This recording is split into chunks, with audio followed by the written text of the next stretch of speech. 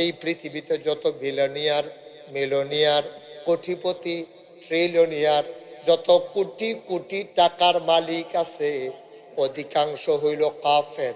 Bill Gates, Adani, Mukesh Ambani, আরো যারা বড় বড় কি কি জবস না কি জানি, হ্যাঁ, এই যে এমনি অ্যাপেল গ্রুপের না, ইয়ার মালিকের নাম কি? এই ফলাফাইন কোনো খবর হচ্ছে, খালি মোবাইল টিফাস। Elon Musk.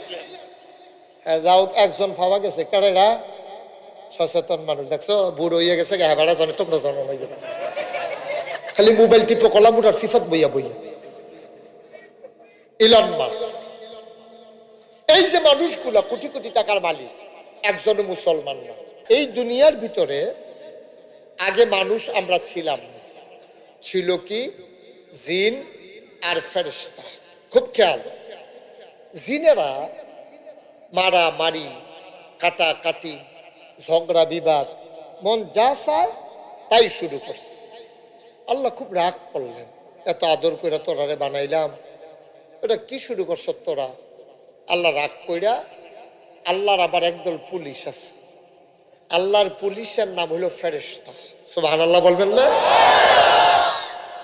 আল্লাহর পুলিশ আবার বাংলাদেশের পুলিশের মতো না। বাংলাদেশের পুলিশ তো মনে করেন কত তান করে, এটি সব দিয়ে কইয়া ফারা যাইত না। সব পুলিশ আবার খারাপ না, অনেক ভালো পুলিশও আছে। আমরা তো রাস্তায় রাতে বিরাতে ঘুরি, অনেক সময় পুলিশ আমাদেরকে গাড়ি দিয়ে একবারে বাসা পর্যন্ত পৌঁছে দেয়। এরকম নজির আমার জীবনে অনেক হয়েছে। যেহেতু রাস্তা ভালো না, আপনাকে একটু বাসায় পৌঁছে দেই। আমি বললাম ওকে ফাইন, দিতে পারেন। তো এইরকম পুলিশও আছে। আবার অনেকে গত আমলে আপনারা দেখছেন কি নির্যাতনটা আলেম ওলামার উপরে করছে, লুকাইয়াও থাকা যায় নাই। মাহফিলের মঞ্চ থেকে অ্যারেস্ট করে নিয়ে গেছে, তারপরে আপনার চাকরি চলে গেছে। পুলিশের নির্যাতনে মানুষ নিজের বাড়ি, শ্বশুর বাড়ি, আত্মীয় স্বজনের বাড়িতে গিয়েও লুকাইয়া থাকতে পারেনি।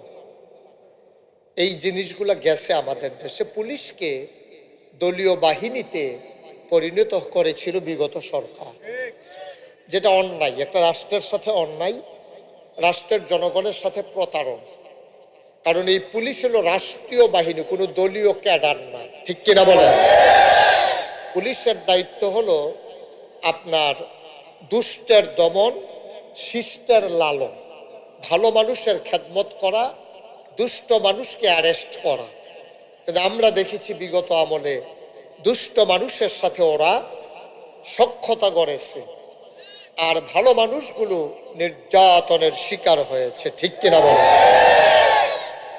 আলহামদুলিল্লাহ, পুলিশ এখন ঘুরে দাঁড়িয়েছে, ওরা ভালো কাজ করতেছে। আমার জানাশোনা, আমার অনেক ছোট ভাই, আমি উৎসাহিত করি যে হ্যাঁ, পুলিশে ভালো ছেলেগুলা ঢোকা দরকার, তাইলে আর খারাপ চলবে না।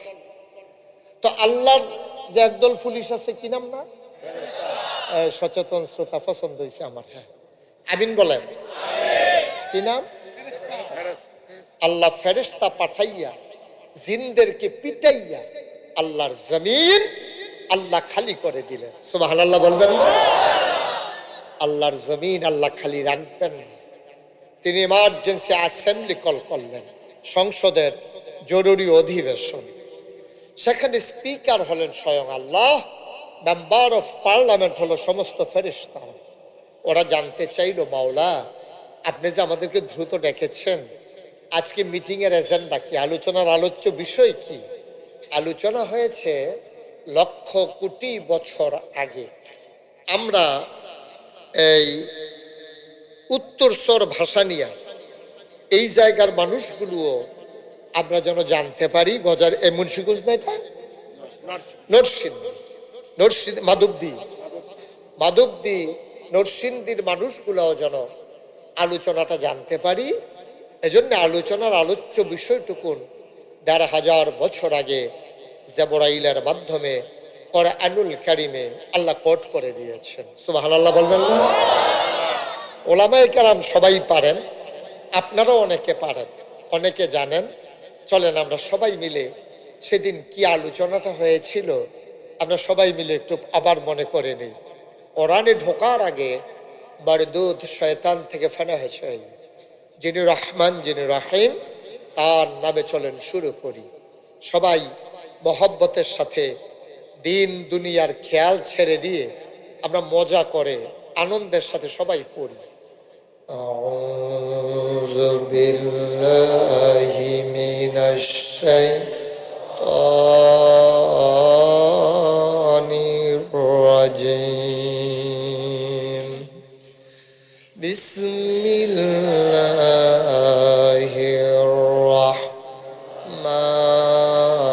রাহমানির রাহিম। ইন্নী জাইলুন ফিল আরদে খলিফা। আল্লাহ ডেকে বললেন, ও ফেরেশতারা, আমি একটা কওম, আমি একটা সম্প্রদায়, আমি একদল মানুষ বানাতে চাই যাদের পরিচয় হলো তারা আমার খলিফা। বলেন সুবহানাল্লাহ। কি সবাই বলেন কি খলিফা? আমরা তো তিন জাতের। যে কাফর শিলায় তারে কয় খলিফা, কয় নিও। মুসলমানি যে করায় অনেক জায়গায় খলিফা তা না, সুন্নতে খতনা এটা যে করায় তারেও খলিফা কয়। ফিরসা হুজুরের কাছে মুরিদ হইছে, দীর্ঘদিন আসা যাওয়া সবক উন্নত হইছে, এবেলারে খলিফা করে। তো খলিফা হইল তিন জাতে, কাফর ছিলেন না, মুসলমানি করেন না, আর হইল হুজুরের খলিফা। তাইলে আল্লাহ যে কইল আমি খলিফা বানাইতাম চাই, তাইলে বুঝা গেল আমরা সবাই কাফর ছিলেন না বানাইতো চাই, অথবা আমরা যেন সবাই মুসলমানি করাইতাম পারি এরহ, অথবা ওই দরবার মুড়ি দিয়ে হুজুরের বড় সবক লই আগান এটা। তাহলে খলিফা মানে কি? আল্লাহ রাব্বুল আলামিন খলিফা বানাইতে চায়, তাইলে খলিফা কারে কয়? খলিফাকে আমরা বুঝি নাই, আমরার কথা কইছে, আমরারে বলে বানাইতো চায়, আর আমরার পরিচয় দিয়েছেন আমরা আল্লাহর খলিফা। খলিফা মানে কি? খলিফা মানে হচ্ছে প্রতিনিধি। খলিফা মানে হচ্ছে তোমার পক্ষ থেকে দায়িত্বশীল। মনে করেন আপনাদের মসজিদের ইমাম কই হুজুর কো না, আপনার নাম কি? আমরা এই এলাকার এই মহল্লার মসজিদের ইমাম সালেহ আহমদ, ওনারে আমি হঠাৎ করে অসুস্থ হয়ে গেলাম। মনে করেন দাওয়াত আমার হইল ভাসানিয়া মানিক ব্যাপারীর বাড়ির সামনে, কিন্তু আমি অসুস্থ হাসপাতালে। আমি সালেহ আহমদ সাহেবকে বললাম, ভাই আমার নমুনা খুব খারাপ, সবাই লইয়া দোয়া কইরেন। আমার মনে হয় মাহফিলে যাওয়া হবে না, আপনি মাহফিলও যাইয়েন, আপনি আমার পক্ষ থেকে ওয়াজ করে দোয়া করেন, সবাইরে বুঝাইয়া কইয়েন। তাইলে আমি যে আসার কথা ছিল আমি আসতে পারি নাই, সালেহ আহমদ ভাই আসছে, উনি হইলেন আমার খলিফা প্রতিনিধি। বলেন সুবহানাল্লাহ। আমার বদলে আমার জায়গায় ওনারে আমি পাঠাইলাম, এটা হইল খলিফা। তাইলে এবার বুঝেন আমরা যে আল্লাহর খলিফা, আমরা কি দাম আমরা এটা নিজেরাই বুঝছি না। আল্লাহর বদলি আল্লাহ আমরা ফাড়াইছি।